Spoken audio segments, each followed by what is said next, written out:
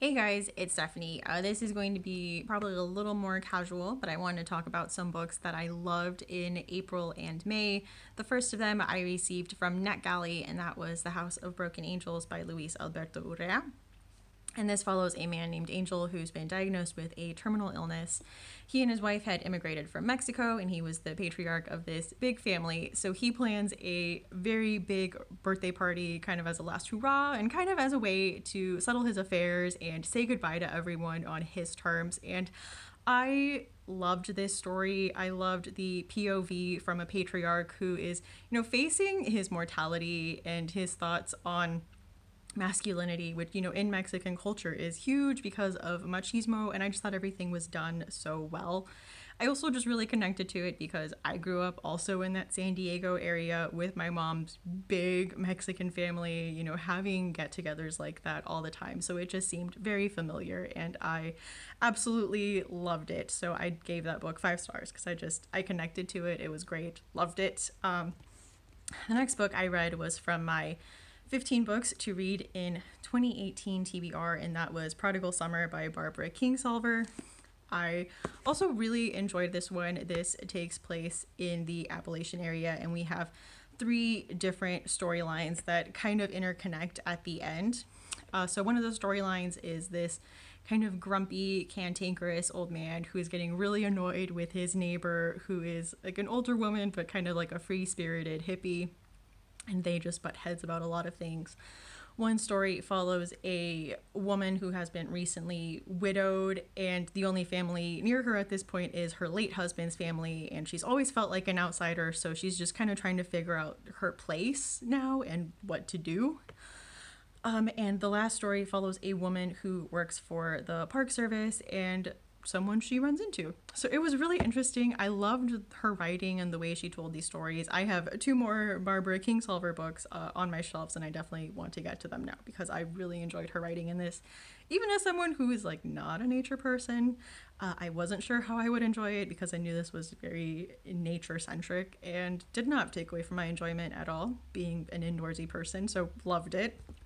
The next book I want to talk about is The Trauma Cleaner by Sarah Krasnostein, and this is a biography that follows Sandra Pankhurst, who herself is a trauma cleaner.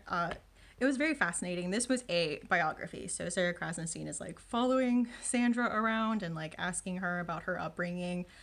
She was like a fascinating woman. She's this takes place in Australia, and she was a trans woman, and just her whole life story was fascinating.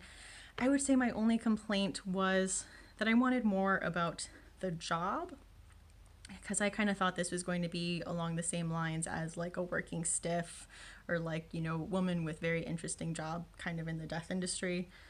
But since this is a biography, we kind of get Sarah following Sandra around and kind of making observations from like an outsider's point of view, and I think I wanted a little more of like an insider's point of view of what it was like to be a trauma cleaner and to deal with this and to deal with people who are hoarders, and like what are your thoughts when you walk into a place, like what's your line of thinking, stuff like that. But as a biography, it was very interesting.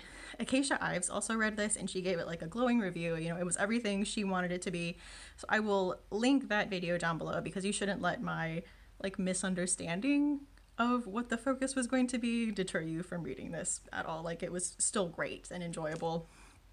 The next book I read that I absolutely loved was Scream All Night by Derek Milman. This is a YA novel that I got from Edelweiss, and this follows Dario Hayward, who has been emancipated from his parents since he was a teenager, and like now he's living at a group home, and his dad is a cult B horror movie filmmaker, and he just wanted to separate himself from all that because some stuff went down that you find out later in the story. But he's living at a group home, and he gets a call from his older brother who invites him to a very special event that his dad is hosting, and his dad just really wants him to be there, and Dario's a little concerned. He doesn't want to get like sucked back into that world that he's trying to get away from, but he agrees to go.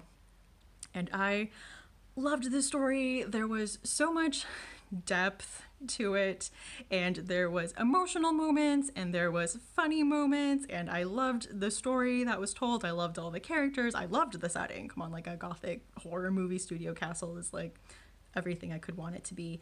And I think for people who are horror fans, there's a lot of pop culture nods throughout the story. Like, as you probably imagine, Dario Hayward is named after, director Dario Argento, and just stuff like that, that if you're a horror fan, like, you're gonna catch and like really enjoy. But as someone who like doesn't usually love young adult stories, I fell in love with this one, and Cameron Chaney did too. I'll also link his review down because he agrees with me that it was so fun. This comes out late July, and I definitely suggest picking that up. Another book that I read this month and loved was Ghost Summer Stories by Tananarieve, and this was a collection of short stories that were, some were horror, some were kind of spec fic, some were sci-fi, apocalyptic, but they all take place in a town in Florida. And I loved this book. I finished it and I immediately bought The Good House by Tananarieve, and there was just so much about this book. Like, all the stories were different and the writing was excellent, and I felt like the minute I read these stories I was sucked in. And then what I really loved was at the end of the stories, she writes like a couple sentences as to like sometimes like the inspiration or like why she wrote the story or like what anthology it was originally featured in and her thoughts in writing it. And I love that. I feel like every short story collection should have something like that because it just adds so much to the story that you're reading, just to know a little bit of background. But anyway, guys, thank you so much for watching this. What was a book that you loved in the last month or last 2 months if you're like me? Please let me know down below. And thanks again for watching. I hope to see you again soon. Bye.